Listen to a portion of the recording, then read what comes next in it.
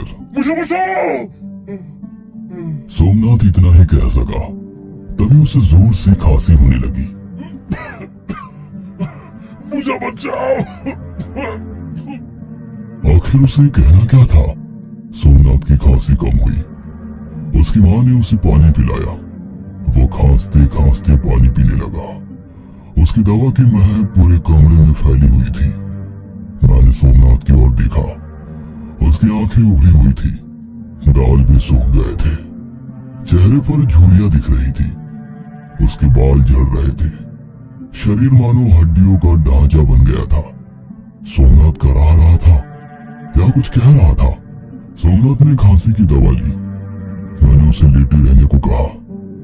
मैं उसकी मां को कुछ पैसे देना चाहता था, लेकिन उसकी मां ने हाथ जोड़कर कहा, अभी नहीं। मैंने ठीक है कहकर अलविदा कहा और बाहर के कमरे में आ गया। रुपेश वहीं बैठा था और मोबाइल पर कुछ कर रहा था। मुझे देखते ही रुपेश उठकर खड़ा हुआ। हम सोमनाथ के घर से निकल आए। सूरज ढल चुका था। हम अंधेरा होने से पहले घर पहुंचना चाहते थे। इसी बात को ध्यान में रखकर मैंने किक मारी और बाइक स्टार्ट की। रुपेश मेरे पीछे बाइक पर बैठ गया। सोमनाथ की हालत देखकर वो भी डर गया था। सोमनाथ की ऐसी हालत क्यों हुई थी? क्या हुआ होगा उसके साथ? हम बाइक से हाईवे पर आए। एक चाय के ठेले पर रुके। इसको क्या हुआ?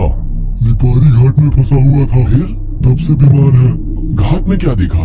क्या पता, मुझे भी कुछ ठीक से नहीं पता। मुझसे कह रहा था मुझे बचाओ।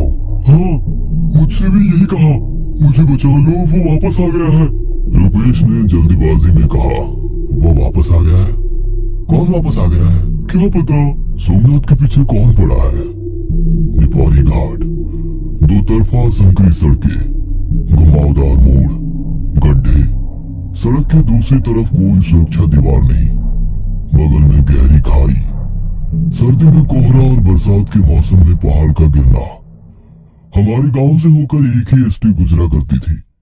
एक बार रात में एसटी अपने स्टैंड नहीं पहुंची तो तलाश शुरू हुई, लेकिन वो नहीं मिली। एक पूरी एसटी गायब हो गई। ऐसा कैसे? फिर देखा कि एसटी को घाटी ने निगल लिया था।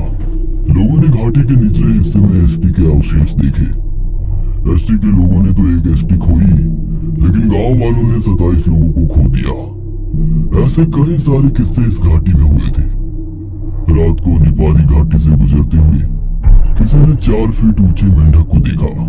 हाँ, एक मेंढक। किसी ने बच्चे को रोते हुए देखा होगा। अगर आप रात में किसी बच्चे को घाटी पर रोते हुए देखेंगे तो आप क्या करेंगे? क्या आप उससे कुछ पूछेंगे, उसे लिफ्ट देंगे या उसे अनदेखा करेंगे? क्योंकि घाटी पर कभी कोई नहीं रुकता, क्योंकि जो रुक गया वो मर गया। सोमनाथ और रुपेश के पास अपने 4 पहिए वाहन थे। वे गांव के लोगों को शहर, शहर के लोगों को गांव ले जाते थे। यह उनका हर दिन का काम था।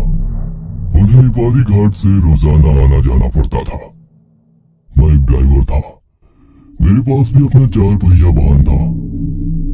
एक रात में निपारी घाट से अकेला गाड़ी चलाते हुए घर वापस जा रहा था। अंधेरा हो रहा था। मैं हेडलाइट की रोशनी में धीरे धीरे गाड़ी चला रहा था। 15-16 घंटे गाड़ी चलाकर मुझे थकान सी हो गई थी। गर्दन और पीठ अकड़ सी गई थी। भूख लगी थी और प्यास भी। प्यास के कारण गला सूख रहा था। मैं घर जल्दी पहुंचना चाहता था, इसलिए मैंने गाड़ी की गति बढ़ा दी। लेकिन उस समय सामने से एक व्यक्ति मेरी कार के पास आ रहा था। अंधेरा था, आकृति स्पष्ट लग रही थी। क्या वो स्त्री है या पुरुष? लगता है वो आदमी था। उसके कपड़े फटे हुए थे, पैर भी नंगे थे। उसके चेहरे पर खून था या कुछ और, चेहरा ठीक से दिखाई नहीं दे रहा था। क्या वो व्यक्ति मेरी कार की ओर तेजी से बढ़ रहा था, चल रहा था या दौड़ रहा था? मैंने गाड़ी की स्पीड धीमी की, हॉर्न बजाया, लेकिन उसने कोई जवाब नहीं दिया। आखिर मैंने गाड़ी रोक दी। फिर भी उसने मेरी कार पर ध्यान नहीं दिया। मैंने ध्यान से देखा कि वो व्यक्ति पीछे मुड़कर आगे की ओर दौड़ रहा था। जब गाड़ी के पास आया तब साफ दिख गया। वो पीछे मुड़कर नहीं देख रहा था, लेकिन उसकी गर्दन वैसे ही थी। मतलब उसकी गर्दन सीधी नहीं थी,